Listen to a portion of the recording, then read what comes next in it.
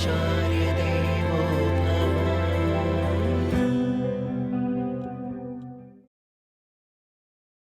வைகுந்தத்துக்கு போனா என்ன நடக்கும்னா முக்கியமானது நடக்கும், ஞானம் மலரும். இங்க ஞானம் மலரலையானால் முழுக்க மலராது. என்னதான் ஞானத்தை இங்க வளர்த்துட்டாலும் இந்த பூமியில இருக்கிற வரைக்கும் கர்மங்கள் விடாது. பாபமோ புண்ணியமோ ஏதோ ஒரு கர்மம் கெட்டியா மூடிட்டு இருக்கும். அது மூடிட்டு இருக்கிற வரைக்கும் ஞானம் முழுமையா மலராது. இந்த மூடிய கழட்டினா தான் மலரும். அப்ப அறிவு ஏதுன்னு பார்த்தோம், நம்ம அதுதான் வேறுபடுத்துகிறதுன்னு பார்த்துட்டோம். அறிவு இருந்தால்தான் ஆனந்தப்பட முடியும்னே பார்த்துட்டோம். இப்போ இது எல்லாத்தையும் சொல்லதை பார்த்தா பகவானுக்கு சமானமாக இருக்கக்கூடிய அறிவு. ஆனால் இப்போ நான் இருக்கிற நிலைமையில அதெல்லாம் ஏற்படுங்கிற நம்பிக்கையே இல்லை சுவாமி.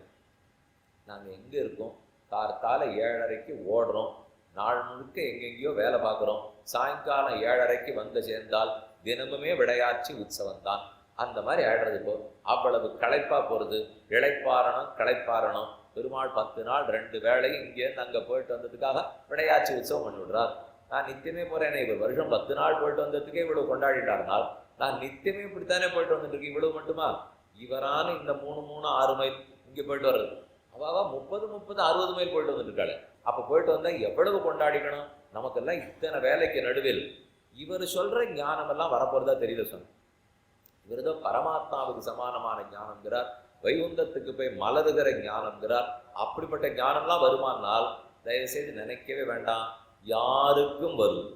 இப்போ 2-3 பேரை பற்றி யாருன்னு சொல்கிறேன், தெரிஞ்சிட்ட அப்புறம் ஓ இவர் முன்னாடி அப்படியா இருந்தார், அவருக்கா ஞானம் வந்துட்டு நாமே அதுக்கு எனக்கே வரும் சொன்ன தேவலையே. அப்போ அவளை பற்றி கேள்விப்பட்டா தான் நமக்கும் வரும்னு தெரியும் போல் இருக்கு. இப்போ உங்கள் எல்லாருக்கும் தெரிஞ்சவர் ஒருத்தர் கலகப்பிரியர். கலகப்பிரியர்னா கலகம் பண்ணிட்டே இருப்பார். இங்கே சொன்னது அங்கே சொல்லுவார், அங்கே சொன்னது இங்கே சொல்லுவார், கலகம் பண்ணுவார். நம்ம கலகம் பண்ணால் கெட்டுப்படும், அவர் கலகம் பண்ணால் நல்லதில் முடிஞ்சிடும். அவர் எப்போதுமே கலகம் நல்லதுக்கே செய்தார். நாரதர்னு சொல்ல முடியும். நாரதருக்கு ஒரு முன்பிறவி உள்ளது. அந்த கதையை அவரே பாகவதத்தில் ஆரம்பத்தில் சொல்லிக்கிறார். அவர் ஆருக்கோ பிறந்து எங்கேயோ வாழ்ந்துட்டு இருந்தார். அம்மா மட்டும் ரொம்ப நாளாக அப்பா எங்கே இருக்காருன்னே தெரியல. பெற்றார், கொடுத்தார், அப்பாவை காணோம்னா அம்மாவோட இருக்கார். ஒன்றும் காசு பணம் எந்த வாய்ப்பு வசதியும் இல்லை. பெரிய பிராமண பிறவி, ஞானம் இருக்கிற பிறவியெல்லாம் இல்லை, ஏதும் இல்லாமல் இருந்துருக்கார். அப்போ ஒரு ஆசிரமம், அந்த ஆசிரமத்தில் நிறைய ரிஷிகள்லாம் வாழ்ந்துருக்கா. அந்த ஆசிரமத்தில் வேலை பார்த்துட்டு இருக்காங்க. அவ்வளவுதான் இவர்களுக்கு இருக்கிறது. ஒன்றும் பெரிய பணமும் கிடையாது, ஞானமும் கிடையாது, அனுஷ்டானம் இல்லை, ஏதும் இல்லை. இவ அம்மா ஒரு நாள் ஏதோ பூ பறிக்கிறேன் சுள்ளியை பொறிக்கின்னு வரேன்னு கார்த்தால போயிட்டு கருநாகப்பாம்பு ஒன்று கடிச்சு கொடுத்து அவளும் போயிட்டான். இருந்தது ஒரே பச்சை கொம்பு அவதான். அவளும் இல்லை. பிள்ளைக்கு வயசு இப்போதான் 7 ஆறுது, சின்ன பிள்ளை. அவர் ஒங்கியுமே போல. சரி, நமக்கு இந்த ஆசிரமம் கிடைச்சிருக்கு, இங்கே இருக்கிற ரிஷிகளுக்கு தொண்டு புரிஞ்சுட்டே இங்கேயே இருந்துடுவோம் அப்படின்னு நினைச்சுன்னு இருக்கிறார். நன்னா அவர்களுக்கு கைங்கரியம் பண்றார். அவள் உள்ள கூட்டு வச்சு கூட இவருக்கு எந்த விஷயத்தையும் சொல்லவே மாட்டான். ஏன்னா இவர் அப்படி பிறக்கலையோ இல்லையோ. அதனால இவர் வாசல்ல இருப்பார், பெருக்குவார், முழுகுவார், தொடைப்பார், ஏதோ பண்ணிட்டு இருப்பார். உள்ள இருக்கிறவா அவா பேசுறா, வசந்த விஷயத்தை பத்தி எல்லாம் பேசிப்பா. அதை காதால மட்டும் கேட்டுப்பார். அவ்வளவுதான் அவருக்கு தெரிஞ்சது. அதை கேட்டு ஒரு நாள் எங்கேயோ காட்டுக்கு போயிருக்கார். பூவெல்லாம் பறிச்சுட்டு வருவோம் போயிருக்காருச்சு. சட்டுன்னு ஒரு பெரிய ஒளி, நீலதோயத மத்தியஸ்தா வித்யுல்லேகேவ பாஸ்வரா, எனக்கு இனம் புரியாத ஒரு ஆச்சரியமான ஒளி. அந்த ஒளியை அப்படியே கருநீல வண்ணனா பகவான் சேவை சாதிக்கிறார். இப்போ நான் உடனே இவர் அடைஞ்சிடணும். இவர் எங்கே இருக்கிறாருனால் அசரீரி ஆட்டம் வாக்கு சொல்லித்து அது ரொம்ப உயர்ந்த வைகுந்தத்தில் இருக்கார், அந்த முக்தி அடைய வேண்டும். இவர் உடனே உள்ள ஆர்ப்பரிக்கிறது, எனக்கு எதுக்கு நீர் சேவை சாதிச்சு? நான் ஒன்றும் இதுக்கெல்லாம் யோக்கியதே இல்லாதவனாச்சே. உள்ளே இருக்கிற ரிஷிகள் யாருக்கும் நீர் காட்சி கொடுக்கல, இன்னும் அவள்லாம் எப்போன்னு தேடிட்டு இருக்கா. ஆனால் ஒன்றுமே இல்லாத எனக்கு போய் கொடுத்துருக்கீங்களே. அப்போ அந்த அசரீரி பதில் சொல்றது, ரிஷிகள் எல்லாரும் பகவானை பற்றி விசாரம் பண்ணிட்டு இருந்தா, ஆனால் அவன் அடைவதற்கு பாகவதர்களுக்கு சேவை புரிஞ்சா அடைஞ்சுடலான்னு இன்னும் அவளுக்கு தெரியல. அதனாலதான் இன்னவா தவம் பண்ணிட்டே இருக்கா. நீர் என்ன அடையறதுக்கு தபஸ் பண்ணல, ஆனா பண்ணிட்டு இருக்கிற பாகவதாளுக்கு பணிவிட பண்ணிட்டீர். அதனாலதான் உமக்கு நான் காட்சி கொடுத்துட்டேன். அப்ப அவர்களுக்கு கொடுக்கல, இப்ப உமக்கு கொடுத்துருக்கேன். வித்தியாசம் தெரியறதானால் ரொம்ப ஆனந்த நாரதருக்கு. அப்ப இப்படியே நான் அடைஞ்சுடலாமான்னா, இல்ல அப்படி முடியாது. நீ இந்த பிறவியில நேரம் வந்து அடைய முடியாது. இப்ப பாகவத சேவையை முழுக்க பண்ணு, அதுக்கப்புறம் அதற்குரிய ஞானத்தோட உனக்கு ஒரு பிறவி கிடைக்கும். அந்த ஞானம் முற்றி பக்தி ஆகும்.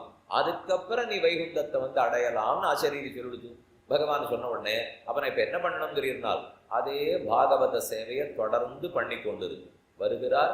மீண்டும் பாகவத சேவையை ஆரம்பித்தார். அவர்களுக்கே பண்றார். ஆனா என்ன அவர் தப்பா நினைக்கவே இல்லை தெரியுமா?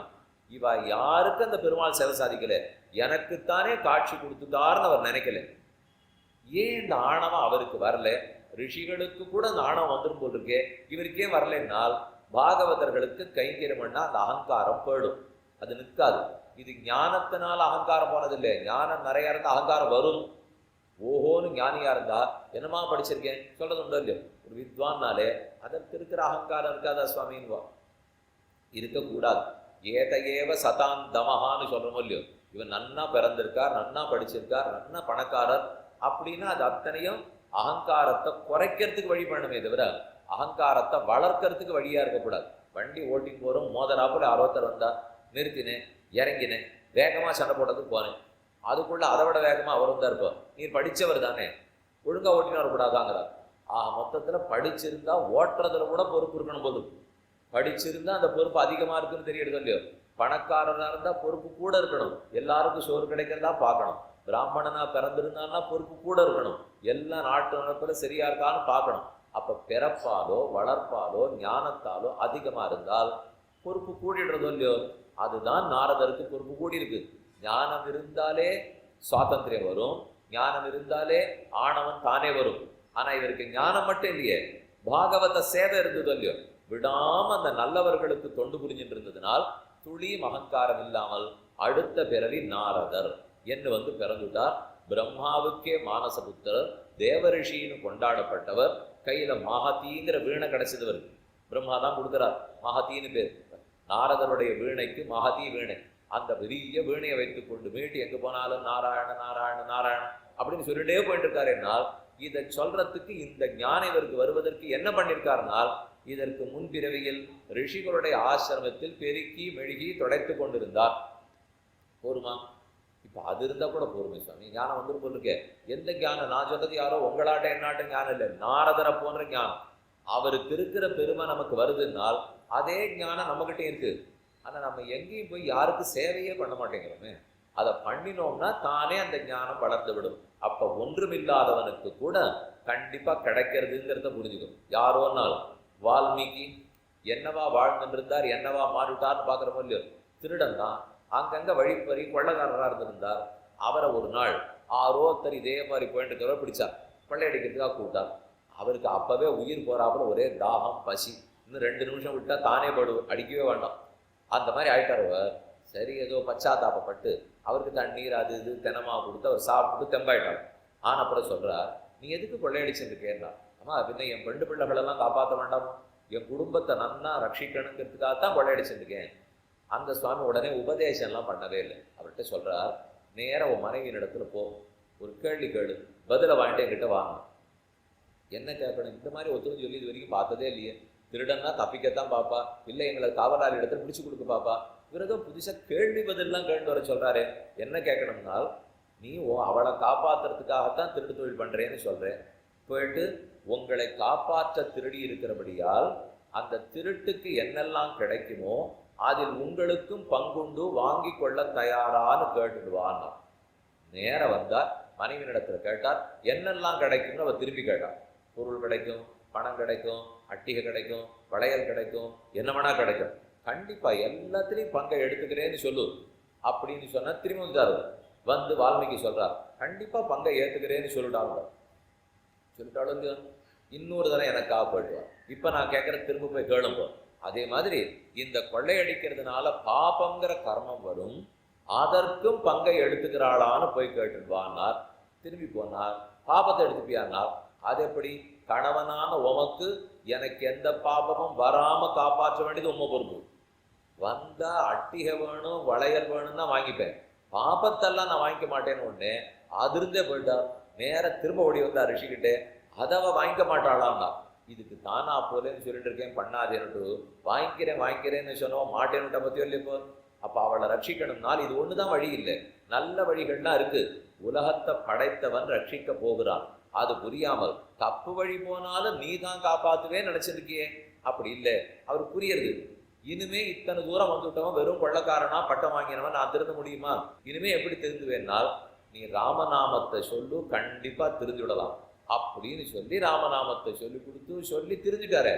இந்த கதை உங்களுக்கும் தெரியும், எல்லாருக்கும் தெரியும். இப்போ அதனால இப்ப நமக்கு என்ன குற்றங்கள் இருந்தாலும் நாளைக்கு ஞானி ஆயிடலாமான்னால் 24,000 ஸ்லோகம் பாடினார். ஒன்னு இல்லை, ரெண்டு இல்லை, 24,000 ஸ்லோகங்கள் ராமாயணம், 6 காண்டங்கள், மேல இருக்கிற உத்தர காண்டம் ராமனே கேட்டு ஆச்சரியப்படுற அளவுக்கு லவகுஷர்களுக்கு சொல்லி கொடுத்துட்டார். இன்னி வரைக்கும் வால்மீகி வால்மீகி வால்மீகின்னு பாரத தேசம் முழுக்க பேசிட்டு இருக்கோம். நம்ம நாட்டுக்கு பெருமை, இந்த சனாதன தர்மத்துக்கே பெருமைனால் திருடனா இருந்த ஒருத்தருக்கு இத்தனை இடத்துல விக்கிரகம் வச்சு அவர் பாடின அந்த புஸ்தகத்தை தான் வீடு வீடா அச்சு போட்டு அவாவா திருவாராதனத்துல ராமாயண புஸ்தகத்தை வச்சிருந்து தினப்படிக்கு 1 சர்க்கவாசியா 2 சர்க்கவாசியான்னு போட்டி போட்டு வாசிச்சுண்டு இத்தனையும் ராமன் ராமன்னால் இந்த நாட்டுக்கு ராமன் எவ்வளவு முக்கியங்கிறது இப்ப எல்லாருக்கும் நல்லா தெரியும். என்னைக்குமே அவர் முக்கியம்தான், இப்ப அதிக முக்கியத்துவம் இருக்குன்னு வச்சுங்கப்போ. அப்ப அந்த அளவுக்கு ஒரு ராமனை நமக்கு ஆக்கி கொடுத்தவரே வால்மீகி தான். அந்த வால்மீகி எப்படி இருந்தார்னால் திருடனா இருந்தார். அப்ப ஞானிக்கு முன்னாடி எப்படி இருந்தோங்கிற பேச்சு இல்லை. இப்போ யாருக்கும் வரலாம். ஆனா அது வருவதற்கு என்ன செஞ்சிருக்கணும்? கீழே நாரதர் கதையை பார்க்கச்சே பாகவத சேவை இருந்ததுன்னு பார்த்தோம். இப்போ வால்மீகிக்கு பார்க்கறச்சே நாமங்கள் சொன்னார்னு பார்த்தோம். ஆனா அந்த நாமத்தையும் சொல்லி கொடுக்கறதுக்கு ஒரு பாகவதம் தேவைப்படுது. நாமம் இருக்கு, லட்சோப லட்ச நாமம் இருக்கு.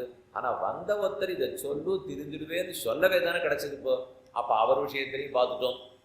அதுக்கெல்லாம் அவெல்லாம் பெரிய ரிஷிகள் சுவாமி.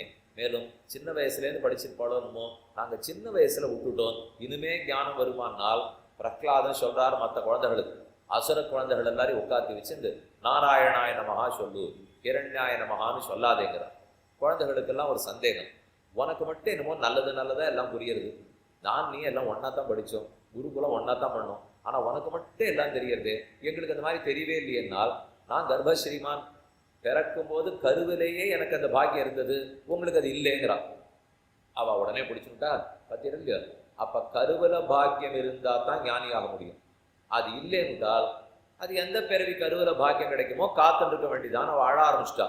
பிரகலாத நான் சொன்னேனும் அப்படி உங்கள்கிட்ட, இப்போ கருவில இருந்தா சரி, அதுக்குன்னு வாழ்க்கை முழுக்க மாறாம ஒழிஞ்சே போனோம்லாம் ஒருத்தரும் சொல்லலை. இப்போ தாராளமா நடுவில் பாதையை மாற்றி கொள்ளலாம். ஏன்னால் கருவிலேயே ஞானியா இருந்தா தான் ஞானி, நடுவுலெல்லாம் மாறுறதுக்கு வழி இல்லைன்னு வச்சுங்க. அப்ப மொத்த வேதாந்தமும் என்னன்னு தெரியுமோ சொல்லியிருக்கணும், கருவில ஒழுங்கானவராரு கருவில ஒழுங்கானவராருன்னு சொல்லியிருக்கணும். அப்படி சொல்லவே இல்லையா? இப்போ வாழ்க்கையில ஒவ்வொரு கட்டத்திலையும் ஒழுங்கானவராருன்னா என்னை குறித்து உபதேசம் பண்றது, அப்படின்னாலே வாழ்க்கையில மாற முடியும்னு கிடைச்சுட்டேன். நான் பிறந்தன்னைக்கே ஒழுங்கானவனா இருந்திருக்கணும்னால் அப்ப இந்த வேதாந்தம் யாருக்கு தெரியுமா உபதேசம் பண்ணணும்? எங்க அப்பா அம்மாவுக்கு. அவளுக்கு சொல்லி கொஞ்சம் பார்த்து நல்ல குழந்தைகளா பெருங்க, அப்படின்னா தான் ஏதோ நடக்கும் போல் இருக்கு. என்னை பெத்துட்டீங்கன்னா அதுக்கப்புறம் இந்த குழந்தை திருந்தறதுக்கே வாய்ப்பு இல்லாதுன்னு ஆயிடாதா? அப்படி இல்லை, எப்போதும் திருந்தலாம். ஏன் ஒவ்வொரு பாட்டை சொல்லச்சேவும் நடுவே வந்து உய்ய கொள்கின்ற நாத்தன்கிறா, போதரே என்று சொல்லி புந்தியுள் புகுந்து தன்பால் ஆதரம் பெருக வைத்த அழகனூர் அரங்கம்ங்கிறா. அப்ப எந்த கெட்ட பாதையில போயிட்டு இருந்தாலும் அந்த நடுவுலேருந்து திருந்தறதுக்கு வாய்ப்பு இருக்கு. சின்ன வயசா இருந்தாலும் திருந்தலாம், கர்ப்பத்துல நமக்கு பாக்கியமே கிடைக்காட்டாலும் திருந்தலாம். எப்பவும் மாறி வாழ்க்கையை நன்னா அமைச்சுக்கிறதுக்கு வழி இருக்கு. நம்ம இப்போ எல்லாரும் இப்போ பரீட்சை முடிவுகள்லாம் வந்து அவ கல்லூரியில் சேர்க்கிறா, மேலே படிப்புக்கு சேர்க்கிறாளோ நம்ம நினச்சிருக்கிறது, இந்த படிப்புக்கு இந்த கல்லூரியில் சேர்க்கலைனால் வாழ்க்கையே வீண். இது பலரும் எடுத்துடுற முடிவு. இப்போ அதுவும் நம்ம தான் 9வது படிக்கிறச்சே ஓட்டப்பந்தயத்தை ஆரம்பிக்கணும். 10, 11, 12 முழுக்க ஓடணும். அதுக்கப்புறம் கல்லூரியில் போய் உட்காரணும். ஒரு வருஷம் கொஞ்சம் சுமாராக மூச்சு விடலாம், மறுபடியும் 3ஆம் வருஷத்துலேருந்து ஓடணும். 4ஆம் வருஷம் முடிஞ்ச உடனே வாழ்க்கையில பாக்கி எப்பவுமே ஓடணும். அப்படின்னா வாழ்க்கை வச்சுருக்கோம். அப்படியெல்லாம் ஒண்ணுமில்லை. இதை போல பயப்படவும் தேவையில்லை. இப்போ ஆனானப்பட்ட சாஸ்திரம் ஒழுக்கங்கெட்ட வாழ்க்கையிலிருந்தே மாறி நல்லவனானம்னு சொன்னப்புறம் யாரோ ஒருத்தர் பொருளாதாரம் படித்தவர் என்ன வீணாப்பட போறாரா? பொறியியல் படித்தா வீணாப்படுவாரா? எதுவும் நடுவில் மாறும். எதை படித்தவா எல்லாரும் அவா படித்ததுக்காக வேலை பார்த்துட்டு இருக்கா, அதுவே பாதி பேருக்கு தெரியாது. எத்தையோ ஒன்றை படிச்சிருப்பா, ஏதோ ஒரு இடத்துல வேலை பார்த்துட்டு இருப்பா. ஏன் இப்படி பண்றீங்களா? 1ஆம் தேதி வருதா இல்லையா சுவாமி, அதை பாருங்க. சம்பளம் கொடுத்தாங்க இல்லையோ, அத்தோட விடுனால் அவளுக்கு தான் அங்கே மதிப்பு. இப்போ அதே முதலாளி 2 மாசம் 1ஆம் தேதி கொடுக்காத இருக்கட்டும், யார் போவா? ஆச்சு, வேற முதலாளி பார்த்துக்கிறோம். ஆனால் இங்கே ஆன்மீகத்தில் இந்த எந்த வேறுபாட்டுக்கும் வழி கிடையாது. ஒருத்தர் தான் சுவாமி, அடியன் எத்தனை பேரும் தாசன் தான். ஒரே படிப்பு தான். அவர் 1ஆம் தேதி கொடுக்காது இருக்கவே மாட்டார். ஏன்னா நித்தியமே கொடுக்குறார். அவருக்கு தினமுமே கொடுக்குறாருங்கிறதுனால 1ஆம் தேதிக்கு மட்டுமா காத்துட்டு போறார். கர்ப்பத்துல நல்லவனா இருந்தாலும் ஞானியாயிடலாம், நடுவுல இல்லாம போய் கர்ப்பத்துல இல்லைன்னாலும் நடுவுலையும் ஆகலாம், பண்ணலாம். எந்த வயசா இருந்தாலும் ஞானி ஆகலாங்கிறதுக்கு ஏன் வாதிகேசரி அழகிய மணவாள ஜீயர்னு ஒரு சுவாமி இருந்தார். பெரியவாச்சான் பிள்ளைன்னு ஒருத்தர்.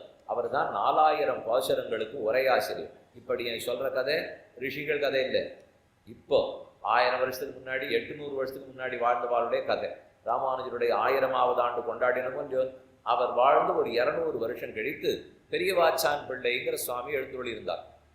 சேங்கனூர்ங்கிற இடம், அங்குதான் அவர் அவதரித்தார். ஸ்ரீமத் கிருஷ்ண சமாக்வாய நமோ யாமுனசூனவே எத் கடாட்சைக லக்ஷானாம் சுலப ஸ்ரீதர சதா. அவர் சொல்லியிருக்கிறது, அவர் உபதேசத்தை கேட்டுனுட்டோம்னால், அவர் திருவடியை பிடித்து கொண்டால் ஸ்ரீதரன் ரொம்ப சுலபமாக கிடச்சிடுவாராம். அவரும் கண்ணனுடைய அவதாரமும் ஒரே நாள் தெரியுமோ? கோகுலாட்டமி, கிருஷ்ண ஜென்மாட்டமி, ஸ்ரீ ஜெயந்தி கொண்டாடுற மாதிரி ஆவணி ரோகிணி. அதே நாளில் தான் பெரியவாச்சான் பிள்ளை ஆவணி ரோகிணியில் தான் அவதரித்தார். அவருக்கு பேரே கிருஷ்ணன் தான். ஸ்ரீமத் கிருஷ்ண சமாக்வாய. அவருடைய திருத்தகப்பனார் யாமுனார், இன்னொரு திருநாமத்தோடு இருந்திருக்கார். அந்த சுவாமி கிட்ட பல பேரும் காலக்ஷேபம் பண்றார். ரொம்ப பெரிய வித்வான். 4000 பாசுரத்துக்கு உரை எழுதியிருந்தாருன்னா எவ்வளவு பெரியவராக இருக்கணும். அவர்கிட்ட பல பேரும் படிக்கிறாளோ இல்லையோ. அந்த சமயத்து அவர்கிட்ட கைங்கரியம் எழுதுறத ஒரு சுவாமி. அவருக்கு 30 வயசுக்கு மேலே ஆயிடுத்து. கைங்கரியம் பண்ணத்தான் தெரியும். நிறைய தலைகையெல்லாம் பண்ணுவார், படுக்குவார், முழுகுவார், எல்லா கைங்கரியம் பண்ணுவார். அவ்வளவுதான் அவருக்கு தெரியும். அவருக்கு ஒன்றும் பெரிய படிப்பு, ஞானம், வைராகியம் அவ்வளவுலாம் ஒன்றும் அவருக்கு தெரியாது. அவன் எல்லாரும் பேசிட்டு இருக்கிறச்சு வேணும்னு ஒரு ஆசையோடு இவர் குறுக்க போய், நீங்கள்லாம் எதை பற்றி பேசிட்டு இருக்கீங்கன்னா, இப்போ ஒரு விஞ்ஞானிகளுடைய மாநாடு நடந்துட்டு இருக்கிறச்சு நானும் நீங்களும் உள்ளே போய் நீங்கள் எதை பற்றி பேசிட்டு இருக்கீங்கன்னா, முதல்ல இவனை யார் உள்ளே விட்டா வெளில அனுப்புங்க, இதுதானே முதல் பதில் வரும். நான் கேட்கறதுக்கே அருகே இல்லையா எனக்கு. இப்போ அவர் போய் எதை பற்றி பேசிட்டு இருக்கீங்கன்னா, அவள் வேணும்னு குத்தலா என்ன பண்ணிட்டா, நாங்கள் உலக்க கொழுந்தை பற்றி பேசிட்டு இருக்கோம். இது ஒரு பேச்சப்போ உலக்கை கொழுந்தை பற்றி யாராவது வேதாந்தி விசாரம் பண்ணி வராங்கன்னா, நாங்கள் மொசல கிசலையம் பேசிட்டு இருக்கோம், உலக்க கொழுந்தை பற்றி பேசிருக்கோம் சொல்லிவிட்டா இவர் அதை நிஜம் நம்பிட்டார். ஏன்னா இவருக்கு தெரியாது, ஒன்றுமே தெரியாது இல்லையோ. அதுதான் போல் இருக்கு, உலக்கையை பற்றி பேசிட்டு இருக்கா போல் இருக்கு.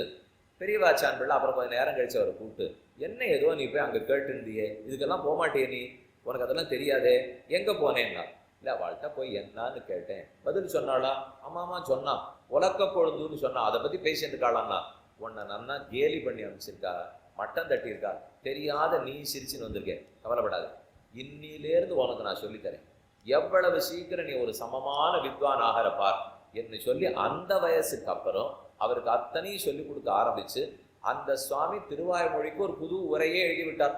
12,000 ஒரு உரை.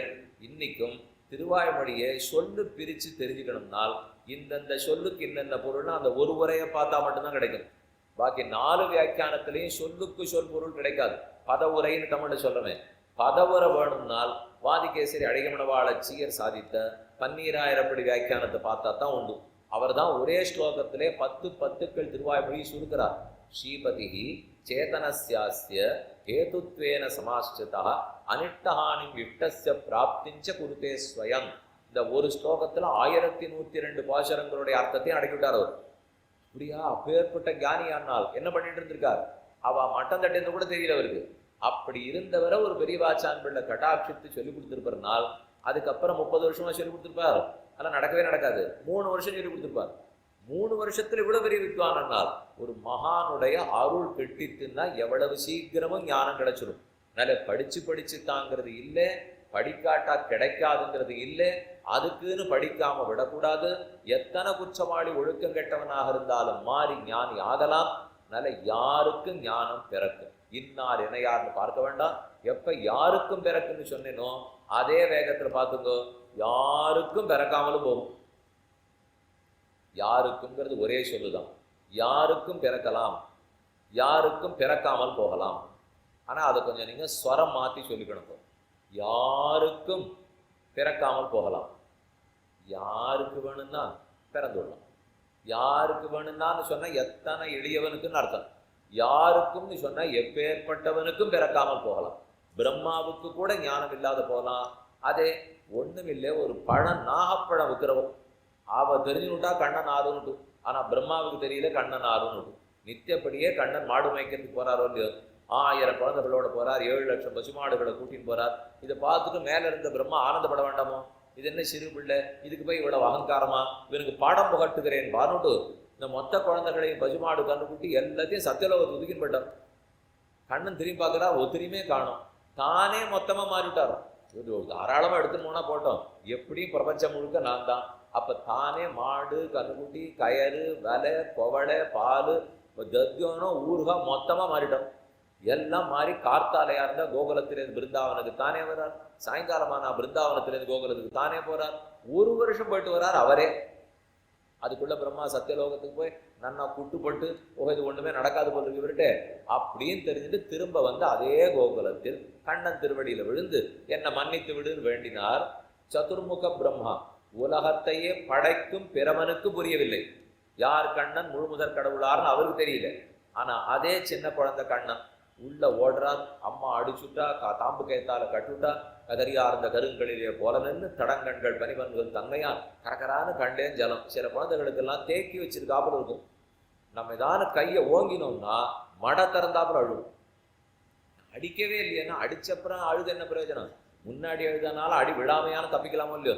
அந்த அழுக கண்லேருந்து ஜலமாக கொட்டின்னு இருக்கு. சில குழந்தைகளை பார்த்துருந்தீங்கன்னா கண் அழும், வாய் சிரிக்கும். ஏதான மிட்டாய் கொடுத்துட்டோம்னு வச்சுக்கோ, வாய் சிரிக்கும். ஆனால் ஏற்கனவே மிட்டாய் வேணும்னு அழுததுன்னு ஈரமே காஞ்சிருக்காது, கண்ணில் ஈரத்தோடு இருக்கும். ஆனால் வாய் சிரிக்கிறது இல்லை. அதே தான் கண்ணனுக்கு போதும். உள்ளே போனார், கை நிறைய அரிசி நெல்லெல்லாம் எடுத்துட்டு வாசலில் போனால் கூட நிறைய நாகப்பழம் வச்சுருக்கா. கூடையில் அரிசியை போட்டு நாகப்பழம் கொடுந்தான். நீ எனக்கு கொடுக்க வேண்டியதை கொடுத்தா தான் நான் நாகப்பழம் தருவேன்னா. 4 படி பால் தரேன், 2 கண்ணுக்குட்டி தரேன், 3 பசுமாடு தரேன், வேற என்ன வேணும்னா அதெல்லாம் இல்லை. மோட்சம் கொடுப்பியானா அவர் நாகப்பழம் தரேன்னா. இவ்வளவு விலை பெத்த பண்டம் கொடுத்து நான் இது வரைக்கும் நாகப்பழம் வாங்கினதே இல்லை, நீர் தான் முதல்ல கேட்குறீர். சரி வச்சுக்கோங்க. சரி போனா போகிறது, நான் கொடுப்பேன்னு நீ எப்படி கண்டுபிடிச்சேன்னா? ஏன்னா பிரம்மாவுக்கு தெரியலையே இவர் மோட்சம் கொடுக்கிறவர்னு பிரம்மாவுக்கு புரியல. யாரோ நாகப்பழம் வைக்கிறவர் தெரிஞ்சுட்டா. எப்படி தெரிஞ்சுட்டேன்னா அவர் சொல்றா, இந்த 2 அரிசி நெல்லை கொண்டு போட்டியோ இல்லையோ, 2 கையை சேவித்தேன், சக்கரை பொறி சங்கு பொறி தெரிஞ்சது. திருமால் கையில தானே சங்க சக்கரம் பொறி இருக்கும்.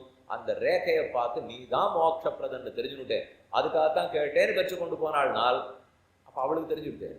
நாகப்பழக்காரி மோர்க்காரிக்கு ஞானம் வந்துவிடலாம், சதுர்முக பிரம்மாவுக்கே ஞானம் வராமல் இருக்கலாம்.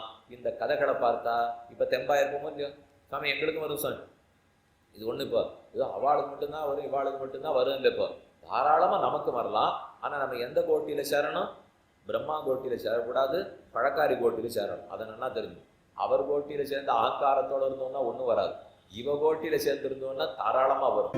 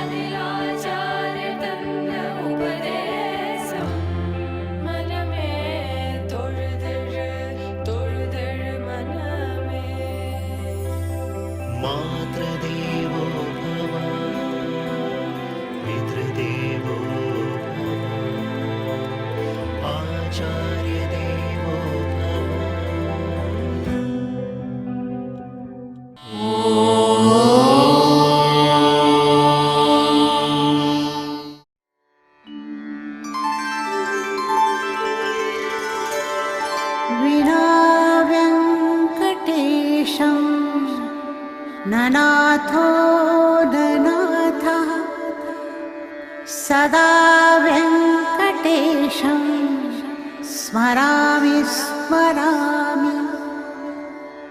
हरे वेङ्कटेश प्रसीद प्रसीद। प्रियं वेङ्कटेश प्रयच्छ